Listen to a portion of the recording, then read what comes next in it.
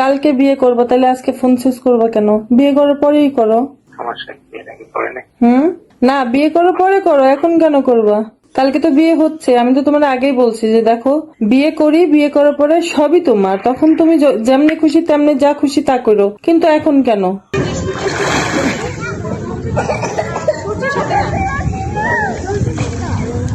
তুই একা আমার সাথে আসিস নেই, তুই এখানে বয়। খুলনায় সামাজিক যোগাযোগ মাধ্যমে পরিচয়ের মাধ্যমে প্রেমের সম্পর্ক গড়ে তোলে, পরে ব্ল্যাকমেল ও প্রতারণার মাধ্যমে অর্থ আদায়ের অভিযোগ উঠেছে অন্তরা হক নামে এক নারীর বিরুদ্ধে।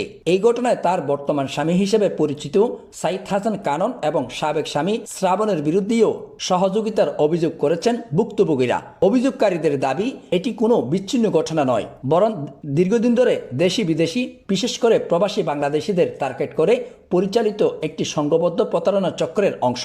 তবে এসব অভিযোগের বিষয়ে অভিযুক্তদের বক্তব্য পাওয়া যায়নি। ভুক্তভোগী যুক্তরাষ্ট্র প্রবাসী মোহাম্মদ ফরহাদ আলীর অভিযোগ, সামাজিক যোগাযোগ মাধ্যমে পরিচয়ের পর তাকে বিয়ের প্রলোভন দেখানো হয়। তিনি দাবি করেন 2022 সালের 26 ডিসেম্বর বাংলাদেশে এসে অন্তরা হককে বিয়ে করেন। পরবর্তীতে নগদ অর্থ, স্বর্ণালংকার, জমি ক্রয় এবং বিভিন্ন প্রয়োজনে তার কাছ থেকে দাফে দাফে প্রায় 1.5 কোটি টাকার অর্থ সম্পদ নেওয়া হয়েছে। পরে তিনি নিজেকে প্রতারণার শিকার বলে দাবি করেন। ফরহাদ আলীর ভাষ্য, সম্পর্কের সুযোগ নিয়ে তাকে মানসিকভাবে চাপে রাখা হয় এবং ব্যক্তিগত তথ্য প্রকাশের ভয় দেখিয়ে আরও অর্থ আদায়ের চেষ্টা করা হয়।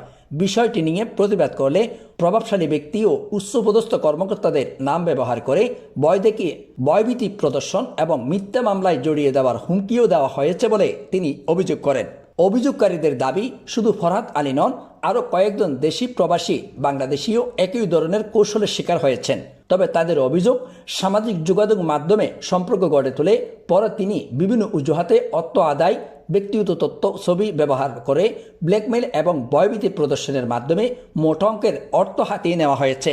স্থানীয় কয়েকজন বাসিন্দার দাবি, অভিযুক্তদের দৃশ্যমান আয় রোজগারের সঙ্গে তাদের সম্পদ ও জীবনযাত্রার মধ্যে অসামঞ্জস্য রয়েছে। তাদের ভাষ্য অনুযায়ী বাড়ি নির্মাণ, জমি ক্রয় এবং বিলাসবহুল জীবনযাপনের অর্থের উৎস নিয়ে এলাকায় দীর্ঘদিন ধরে নানা প্রশ্ন রয়েছে। তারা বিষয়টি নিয়ে সংশ্লিষ্ট কর্তৃপক্ষের মাধ্যমে নিরপেক্ষ তদন্তের দাবি জানিয়েছেন। অভিযোগে আরও বলা হয়েছে, অভিযুক্তরা সামাজিক যোগাযোগ মাধ্যম ব্যবহার করে বিভিন্ন ব্যক্তির সঙ্গে ঘনিষ্ঠ সম্পর্ক তৈরি করতেন। পরে সেই সম্পর্ককে কেন্দ্র করে বিভিন্ন কৌশলে অর্থ আদায় করা হতো। তবে এসব অভিযোগের সত্যতা যাচাই করা সংশ্লিষ্ট তদন্ত সংস্থার দায়িত্ব। প্রতিবেদন তৈরির সময় অন্তরা হকের বক্তব্য জানতে চাইলে তিনি দাবি করেন ফরহাদ আলী তার বৈধ স্বামী। তবে অভিযোগকারীদের দাবি, তাদের বৈধ বিবাহের কোনো কাবিননামা নেই, কেবল একটি তালাকনামা রয়েছে। অভিযোগকারীরা আরও দাবি করেন, বহিরাগত ব্যক্তিদের বাড়িতে এনে দোতলায় পাঠিয়ে দিয়ে নিচতলায় সাইদ হাসান কানন তাদের সন্তান নিয়ে অবস্থান করতেন। তাদের অভিযোগ, এই ধরনের কর্মকাণ্ডের মাধ্যমে এলাকায় অনৈতিক পরিবেশ সৃষ্টি হয়েছে। তবে এসব অভিযোগের সঠিক সত্যতা এই প্রতিবেদনের মাধ্যমে যাচাই করা সম্ভব হয়নি। অভিযোগের বিষয়ে অভিযুক্তদের বিস্তারিত বক্তব্য নিতে সংবাদকর্মীরা যোগাযোগের চেষ্টা করলে তাদের সঙ্গে কথা বলতে রাজি হননি। অভিযোগ রয়েছে, এই সময় সাংবাদিকদের সঙ্গে দুর্ব্যবহারও করা হয়। ভুক্তভোগী ফরহাদ আলী তার কাছ থেকে নেওয়া অর্থ ফেরত এবং ঘটনার সঙ্গে জড়িতদের বিরুদ্ধে আইনগত ব্যবস্থা গ্রহণের দাবি জানিয়েছেন। প্রয়োজনে আদালতের আশ্রয় নেওয়ারও ঘোষণা দেন তিনি। এই ঘটনায় আইনশৃঙ্খলা রক্ষাকারী বাহিনী, দুর্নীতি দমন commission Dudok, Bangladesh finance intelligence unit BFIU এবং সংশ্লিষ্ট প্রশাসনের প্রতি অভিযোগগুলো নিরপেক্ষভাবে তদন্তের আহ্বান জানিয়েছেন ভুক্তভোগী ও স্থানীয়রা। তাদের দাবি, অভিযোগ প্রমাণিত হলে আইন অনুযায়ী দায়ীদের বিরুদ্ধে ব্যবস্থা নেওয়া হোক, আর অভিযোগ মিথ্যা প্রমাণিত হলে সেক্ষেত্রে আইনানুগ ব্যবস্থা গ্রহণ করা হোক। মাথা ব্যথার জন্য আপনি আমাকে কত কথা শোনাইলেন, ঠিক আছে? আর আমার ওইখানটার অবস্থাটা শুধুমাত্র আপনাকে হ্যাপি করার জন্য, কি অবস্থা ব্যথায় আমি ঠিক মতন বসতেও পারি না, ঠিক মতন আমি ওয়াশরুমেও করতে পারি না, ঠিক আছে? আর কয়বার খবর নিছেন আপনি? আমি কিছু বললেই দোষ। যাই হোক, এমনি আসলে হচ্ছে না, আপনার সাথে আমার হচ্ছে না। আমার আসলে অনেক ভুল, আমার অনেক সমস্যা, আসলে হয়ে উঠতেছে না, ঠিক আছে? তো সবকিছু মিলিয়ে আপনি ভালো থাকেন, ঠিক আছে? মাফ করে দিয়েন। আল্লাহ হাফেজ। মালিক, তোমার কথা বুঝি না, জোরে কথা বলো। আমি বিয়ে করার আগে কিছুই করতে পারবো না, তোমাকে তো এটা আমি আগেই বলছিলাম। কি চাও এখন তুমি বলো? সব কি? তুমি এখন ফোন সেক্স করবা? জোরে কথা বলো, মুখ দিয়ে কথা বেরোয় না। কালকে বিয়ে করবো, তাহলে আজকে ফোন সুইচ করবো কেন? বিয়ে করার পরেই করো। সমস্যা কি, এটা কি করে নাকি? না, বিয়ে করার পরে করো, এখন কেন করবা? কালকে তো বিয়ে হচ্ছে, আমি তো তোমার আগেই বলছি যে দেখো, বিয়ে করি, বিয়ে করার পরে সবই তোমার, তখন তুমি যেমনি খুশি তেমনি যা খুশি তা করো। কিন্তু এখন কেন?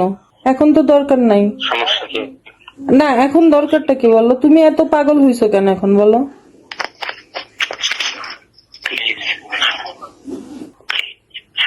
কি করবো বলো? কি করবো? মুখ দিয়ে বলো, বলো, মুখ দিয়ে বলো। কি করবো তা বলো, আশ্চর্য। বলো কি করবো? একটা কি করতেছ? কি? তুমি সেক্স করবা? একটা দিন সহ্য হইতেছে না, তাহলে মুড়ি খা, যা। রাখলাম, বিয়াদব। এইটা হলো প্রেগন্যান্সি রিপোর্ট। উপরে ডান সাইডে দেখবেন ওর নাম আছে, জুম করলে। এইভাবে প্রতারণা করে, মানে মেডিকেল সেন্টার থেকে রিপোর্ট লেখে আইনা প্রতারণা করে সে প্রেগনেন্ট। মানে আমি বাংলাদেশে ছিলাম তখন, ও আমার বাসায় এসেছিল, ও প্রেগনেন্ট হয়েছে। এখন এই বাচ্চার নিগে আলট্রাসাউন্ড করাইতে হবে, এই ভিটামিন খাইতে হবে, এই করতে হবে, সেই করতে হবে, মানে 25 দিন শত শত ডলার না দিলে পরে সে আত্মহত্যা করবে, হাত কাটে, পাও কাটবো, গলা কাটবে, এই করবে, সেই করবে, নানান হুমকি। তো আস্তে আস্তে এইভাবে প্রতারণা করে টাকা নিয়েছে। আরো আছে, আপনার বোনে টয়ে গোসল করতেছিল, এই ভিডিও আছে, কক্সবাজারে গেছিল, হ্যাঁ, ওটাও আছে, দিতেছে। আর ওর স্বামীরা কি জানাবো? ওর স্বামী, ওটা কি ওর স্বামী নাকি? ওর সাথে আমার কোনো কিছু দরকার নাই আর। একবার না, দুইবার হয়েছে, তো দুইবার ছাড়ছি এগুলা বাদ। এখন থেকে এগুলা নিয়ে আর কোনো মাথা ব্যথা নাই। ওর শাশুড়ি নিয়ে ঢাকায় গেছে রাত্রেবেলা। সকালবেলা ওর শাশুড়িরা ফোন দেন, ওর শাশুড়ির নাম্বার আছে না, ফোন দেন, দেখেন সকালবেলা আরেক মেয়েরে নিয়ে বেরোইছে, বেরোয় এই হোটেলে এসে ধরা খাইছে আমার কাছে। আমি সেই কালকে রাতের থেকে আমি ওর পিছু নিতেছি। ট্রানজেকশনগুলো এইভাবে করা হয়েছে, মানে একটা এক্সাম্পল দিলাম আর কি। মানে একটা বা একটা দিতে গেলে তো বহু ট্রানজেকশন, 3-4 বছর পরে টাকাগুলো নিচ্ছে প্রতারণা করে। আজকে এটা লাগবে, সেটা লাগবে, এটা লাগবে, এসি কিনছে ওর বাড়ির, টিভি কিনছে বাড়ির, এগুলা সব আমার টাকায়। ওর বাড়ির রুম বানাইছে, এগুলো সব আমার টাকায়। ওর বোনের জমি কিনছে, গয়না বন্ধক রাখছে, তারপরে প্রেগনেন্ট হয়েছে, মেডিকেল চেক আপ, এই সেইভাবে ব্ল্যাকমেল করে আমার কাছ থেকে এইভাবে টাকাগুলো নিছে। ওর শাশুড়ি নিয়ে ঢাকায় গেছে রাত্রেবেলা। সকালবেলা ওর শাশুড়িরা ফোন দেন, ওর শাশুড়ির নাম্বার আছে না, ফোন দেন, দেখেন সকালবেলা আরেক মেয়েরে নিয়ে বেরোইছে, বেরোয় এই হোটেলে এসে ধরা খাইছে আমার কাছে। আমি সেই কালকে রাতের থেকে আমি ওর পিছু নিতেছি। আমার যদি যাওয়া লাগে আমি যাব, কোনো সমস্যা নেই, বুঝছেন? আর এগুলো পুরনো না, এগুলা ওর নতুন বাপ, ওর মারে এটার কাছে ভাড়া দিছে, বুঝছেন? ওই যে দেখেন মিসু অর্ণব লেখা আছে, এগুলো নতুন। পরে অবশ্য আমাকে বিয়ে করছে, কিন্তু বিয়ে করলে কি হবো, তো প্রতারণার জাল, এই আর কি। তো ডকুমেন্ট আছে সব টাকারই, কোনো অসুবিধা নেই। কিছু ব্যাংকে দিছি, সেগুলোরও ডকুমেন্ট আছে। পরে অবশ্য আমাকে বিয়ে করছে, কিন্তু বিয়ে করলে কি হবো, তো প্রতারণার জাল, এই আর কি। তো ডকুমেন্ট আছে সব টাকারই, কোনো অসুবিধা নেই। কিছু ব্যাংকে দিছি, সেগুলোরও ডকুমেন্ট আছে।